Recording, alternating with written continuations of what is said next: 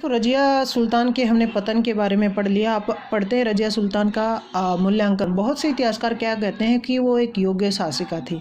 बस क्या था कि वो एक स्त्री थी और वहाँ उस टाइम पीरियड में जो मुस्लिम जो सरदार थे, सूबेदार थे, वो उसको सहन नहीं कर पाए उसके शासन को, तो इसलिए उसका क्या है, पतन हो जाता है। रज़िया के उत्तराधिकारियों की अगर बात करें या इल्तुतमिश के आगे उत्तराधिकारी कौन कौन से रहते, तो रज़िया के बाद बैराम शाह शासक बनता है 1240 से 42 तक। फिर अलाउद्दीन मसूद शाह बनता है। फिर नासरुद्दीन महमूद शासक बनता है। ये भाई नासरुद्दीन महमूद वही है जिसके टाइम पीरियड में क्या है, वो मिनाजुस्सराज अपनी जो बुक लिखता है, और इसके टाइम पीरियड में ही बलबन क्या है, प्रधानमंत्री बनता है और फिर धीरे धीरे शासक बन जाता है। अब यहाँ हम बलबन का पढ़ेंगे। ये इंपॉर्टेंट क्वेश्चन है, हम बता चुके हैं आपको 16 नंबर में आपने कर भी लिया है इसको।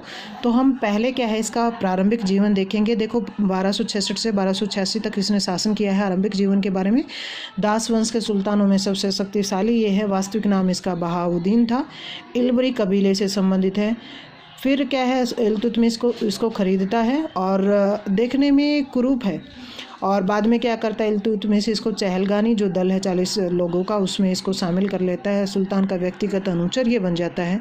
पहले तो ये रज़िया सुल्तान का भी विश्वास पात्र रहता है, लेकिन बाद में क्या है, दूसरा जो सरदार है उनका सहयोग करने लग जाता है। रज़िया भी क्या है, इसको अमीर शिकार नियुक्त करती है, मतलब शिकारियों का जो प्रधान है।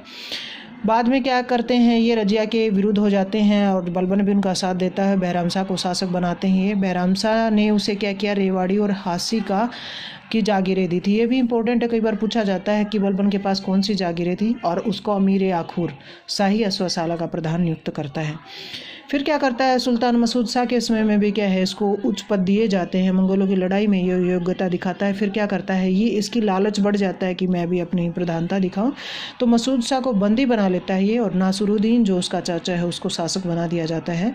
और इसने बलबन को क्या किया, प्रधानमंत्री नियुक्त कर दिया। कई बार पूछा जाता है बलबन किसके समय में प्रधानमंत्री बना था, तो ये नासरुद्दीन महमूद के टाइम पीरियड में प्रधानमंत्री बना था और सारे कार्य उसके हाथ में आ गए थे। बलबन उप सुल्तान के रूप में शासन करने लगा था। उलूग खां की उसको उपाधि मिली यहाँ पर इस शासक ने दी।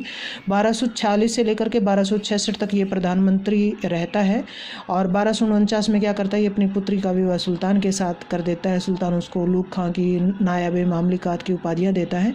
1266 में क्या करता है, ये सुल्तान बन जाता है जब नासरुद्दीन महमूद की डेथ हो जाती है। तो अब यहाँ हम क्या पढ़ेंगे, प्रधानमंत्री के रूप में उसकी क्या सफलता रही है। जैसे हमने कहा कि बलबन की रक्त और लौह की नीति बताइए या बलबन की सफलताएं बताइए, तो उसमें प्रधानमंत्री के रूप में क्या सफलता रही, एक शासक के रूप में क्या सफलताएं रही, वो करेंगे। उससे पहले हमने इंट्रोडक्शन उसका कर लिया है, वो आगे फिर करेंगे कल।